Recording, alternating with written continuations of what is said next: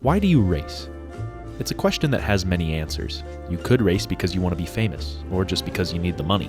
You could also race because you're retired, rich, and bored, or just because it runs in the family. Everyone's motivations are different, but if you ask most drivers, they'd probably have just one simple answer. Is it worth the risk to keep on going? Sure, to win. I mean, it seems pretty obvious. You race to win the race. It's the goal of any race car driver. But what if you didn't win? Then what? How do you find success and fame without victory lane? In most cases, that answer is just as simple. You don't. But in 2021, in an era that emphasized winning above all else, one driver proved that to be the best, you don't have to win week in and week out. Hell, you don't even have to do it on occasion. Sometimes all it takes to make history is one win.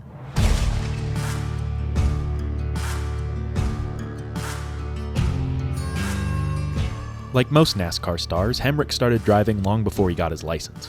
At age 5, he cut his teeth at the Concord Speedway, amassing 11 race wins and a track championship before moving on to Bandoleros. By the time he was 16, he would make the move to Legends cars, winning back-to-back pro championships. Then, in 2009, he would win 60 out of the 80 races he started, meaning that every 4 races he competed in, he would win 3 of them. Then, in 2010, he would win the Legends Million at Charlotte Motor Speedway, beating over 300 other drivers and receiving the largest payout in Legends car history. Add a CRA championship in 2012 and Blizzard, Southern Super, and Summer Shootout championships in 2013, and you've got yourself one hell of a prospect. But even the best falter from time to time, and Hemric's Achilles heel would be the ambitious move to NASCAR. No problems for Daniel Hemric in the 6th truck. He finished 32nd in his first truck race, suffering mechanical issues early on. But he'd redeem himself with a 13th place finish at Phoenix, and in the following season a 12th place finish at Homestead. His first full season would come in 2015, when he raced for NTS Motorsports and finished the year with 13 top 10s, 4 top 5s, and a 7th place points finish. Respectable, but not much compared to the following year, where his first big break would come from the now flourishing BKR, where he would collect 17 top 10s, 11 top 5s, and one up the previous year with a 6th place points finish. But despite finishing 3rd 7 times and 2nd twice, he just couldn't find his way to victory. But as of right now, it didn't matter, because in 2017, he would take the next big step to stardom. Richard Childress announced that Daniel Hemric would drive his 21 car, a number that has a rich history with both parties. And while the season would bear some fruit, with 16 top 10s, 7 top 5s, a pole at Richmond, and a spot in the Championship 4, victory would continue to elude him. But Hemric wasn't ready to give up, actually the opposite. He would sign on again for the 2018 season, running the full Xfinity schedule and 2 Cup races, seeing the long-awaited return of the number 8 to NASCAR's top series. The Cup starts were pretty blasé, but the Xfinity series would see his standout performance. 23 top 10s, 16 top 5s, 4 poles, and another Championship 4 appearance where he would finish the season in 3rd. And yet, despite the unwavering consistency, proving himself to be one of the best drivers in the field, he still, for the life of him, could not win a damn race. He finished on the podium 12 times, and still not once did he reach the top step. And people were becoming skeptical, but Childress, still seeing his potential, would give him one final shot, this time taking the final step to NASCAR's Premier Series. Daniel will be driving the Richard Childress Racing number 31 Chevrolet Camaro ZL1 in 2019. He would end up driving the 8, but still, this was it. A chance to finally prove himself against the best of the best. So how did it go? Well, that ruined everything. Caution has come out, and it's the 8 of Daniel Hemric. Riding along with Denny Hamlin. Get low, get low, get low, get low. Still green. Oh! Abysmal, god-awful, appalling, lamentable, atrocious, pathetic. 2 top 10s, 1 top 5, and a surprise pole at Kansas, which would end in disaster anyway. He finished 170 points behind his teammate Austin Dillon, and the Rookie of the Year award just felt like a consolation prize, as he only had to get it with a 25th place points finish, the lowest finish for the award since the Start and Park days. And when Tyler Reddick went on to show what that team could really do, things didn't look good. At this point, Childress had run out of patience, and so for 2020, Hemric would be relegated back to the Xfinity Series on a part-time schedule with Junior Motorsports. And although he'd pad his stats with 12 top 10s and 7 top 5s, it seemed like his career was crashing down around him, and all he could do was hope that someone, anyone, could help him pick up the pieces. On the other side of the garage, Joe Gibbs was having problems of his own, as Riley Herbst would take one of the most successful cars in series history and beat the ever-living hell out of it. I want you to go back out on that track and hit the pace car. Hit the pace car? Hit the pace car! What for? Fuck you! You fucking dick! Needless to say, they'd be looking for a new driver, and it just so happened that a series veteran was looking for a ride. As I've talked about before, second chances in racing don't come often, and he wasn't going to let this one slip. With a flashy, bright orange paint scheme, he was about to put everyone back on notice. But little did he know that his magnum opus would come at the crossroads of the craziest Xfinity Series season of all time. I'm not sure anyone expected this year to go so hard, as it would kick off with the reigning champ winning the season opener at Daytona, and the following week he almost did it again, if not for an 18-year-old making his first ever start, collecting his first ever win. Up to this point, Hemric's finishes were 9th, 3rd, and another 3rd at Homestead, where Myatt Snider would win and Tyler Reddick would be DQ'd. But the following week at Vegas looked like his best shot yet, as he would lead more laps than anyone else on the day. But on the final restart, his teammate forgot what the green flag means, and it would result in his first runner-up of the year, trailing the Dinger, who would pick up his first win of his first full-time season. But that's alright, because there's still a whole season left, and he would have the best seat in the house to start the following race at Phoenix, where once again he would run a solid race, but would end up with nothing to show for it, as Jeb Burton did his best Valtteri Bottas impression into turn 1. Hemric would backslide to 23rd, while Austin Cindric would pick up his second win of the year in one of the most disgusting paint schemes I've ever seen. The following race at Atlanta would be the first where it seemed like Hemric just didn't have it, struggling to stay in the top 10 all day. But he would still make the highlight reel thanks to a poorly coordinated pit stop. Oh man. So it looks like Daniel was trying to come around the car. Just parallel parking, feeling it out, using the feelers. Didn't have the rear bumper cam, I guess. Apparently Gragson didn't just strike his car, but also struck a nerve. And as Justin Allgaier celebrated on the front stretch, Karma would catch Noah by the neck. It was pretty wild there. Hey, you ever understand he's not happy and Noah's swinging? Wow. The heat would continue to rise into Martinsville, as Gragson and Hemric would battle all the way to the line, but were helpless to stop the short track ace Josh Berry, who would pick up his very first win. A trend that would continue into Talladega, where Jeb Burton would also collect his first win. And next up was Darlington, where Hemric would finish 5th and Junior Motorsports would take a storybook 1-2 finish with the paint schemes of Dale Sr. and Dale Jr. Then came Dover, where despite starting on the pole, Hemric would be forced to settle for 9th and once again lose to the clown car. Follow that up with a 29th at Coda, a 28th at Charlotte, and a 12th at Mid-Ohio, and you might be wondering if this guy's even good enough to make the playoffs. Well, in Austin he was running 4th until a mechanical problem forced him onto pit road with just 8 laps remaining. Then in Charlotte, he led 105 laps and set himself up for a banger restart, until he lost it and took out the Super Mega car. And then at Mid-Ohio, I don't really have much to say for that one, he just had an off day. But once again, the doubters would be disputed, as Hemric would return to form with a stellar 4th place run in Texas. The only problem was that the 54 won. Again, and again, and again, and again for Kyle Busch's 100th victory at Nashville. It's a Herculean feat, but one that also puts a damper on the team, because at this point, none of the other 3 cars had won a race. And as the season carried forward, it became apparent that none of them were going to. Not as long as Kyle Busch was on track. And even when he wasn't, drivers like Ty Gibbs, Christopher Bell, and even Martin Truex had it covered. No matter who the driver, that 54 was bad fast.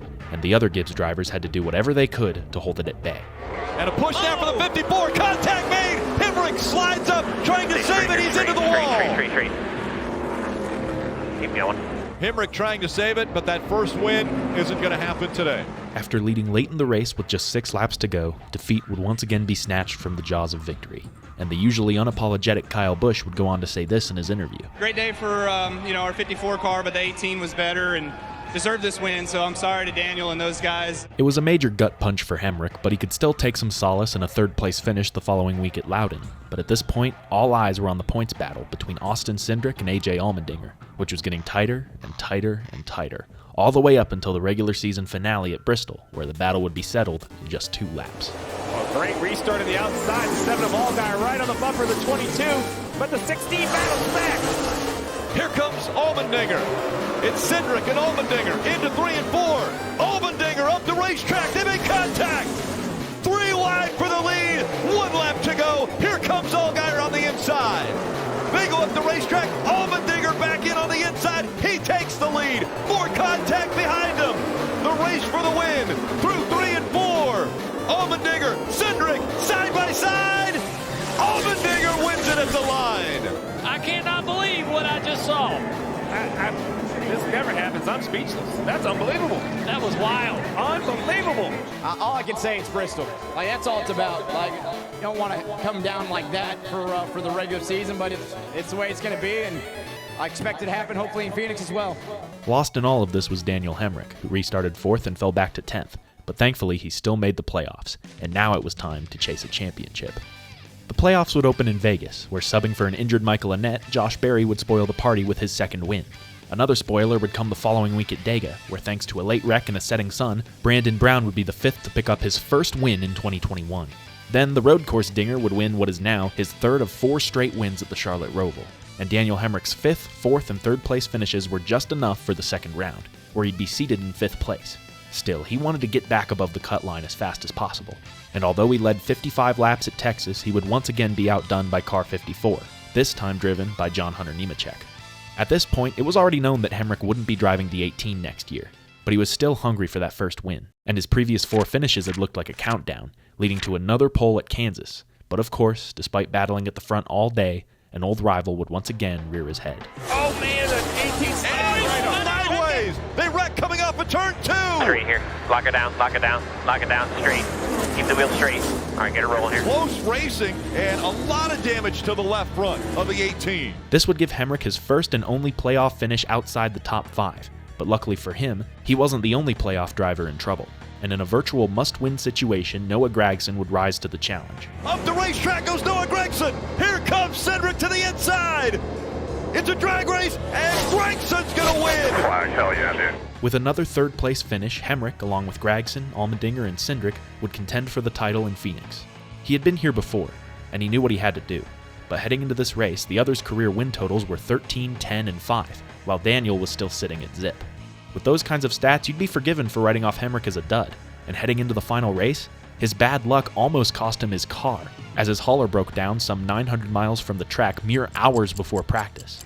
Thankfully, the ARCA hauler would arrive just in time to let Hemric practice and qualify the car in 4th place, and just like that, it was time to race. We're about to get underway with a championship race in the Xfinity Series.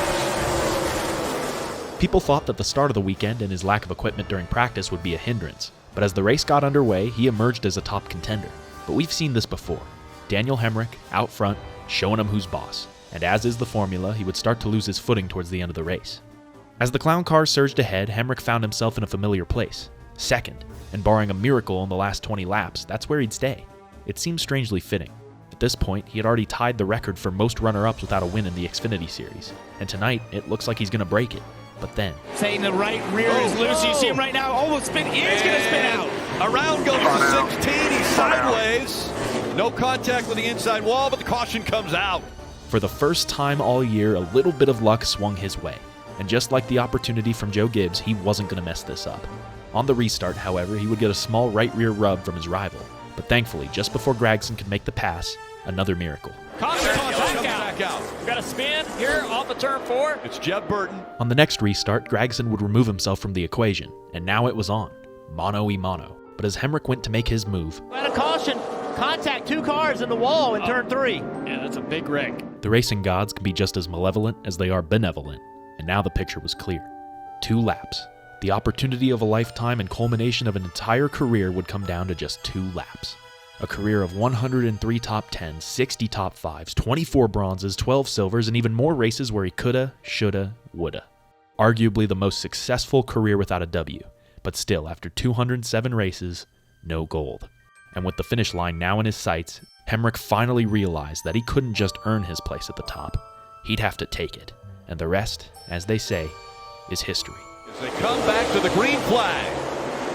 Oh man, even launch. Side by side. Look at the 22 went way down the racetrack trying to side drive the 18.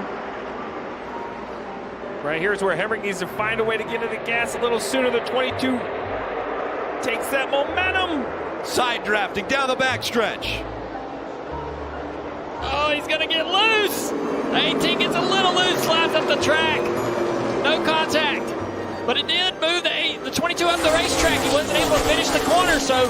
One more time around. Daniel's still right there. What will he do? The 2 fighting for the win and the championship. Through 1 and 2. They stay side by side. Now the 18 ducks in behind. One more chance. The 22 in front. The 18 closing the gap. Out of 4. They're side by side. Hemric's going to win it at the line. To this day, this is the only win he's got. But in my opinion, it's the only one he needs. It was enough to disprove years of doubt, validate a lifetime of hard work, and in his words, make all of the heartbreak worth it. We all want to win. Whatever we're doing, wherever we're going, we all just want to be the best.